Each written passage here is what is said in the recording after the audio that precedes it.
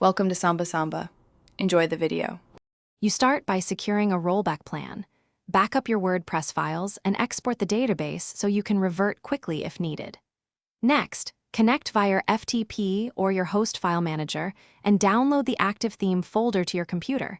This preserves customizations. Once downloaded, get the updated theme zip or updated folder from the developer or marketplace. You do this now so changes are reversible, and you can compare files for child theme differences before overriding. You'll switch the site to maintenance mode so visitors see a friendly notice while you work. Then connect with FTP and upload the updated theme folder into /wp content /themes/ overriding the parent theme files. Make sure file permissions remain correct. If you use a child theme, keep it intact, only replace the parent theme files.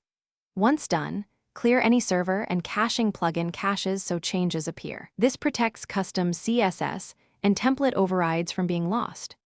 You now activate the updated theme in the WordPress admin and immediately inspect the front end for layout or functionality regressions. Check menus, widgets, customizer settings, and plugin compatibility. Navigate core pages and user flows.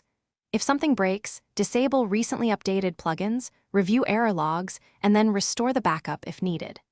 Once done, remove maintenance mode and clear caches. A key troubleshooting tip: if you see a PHP error after update, restore the backup and enable WP.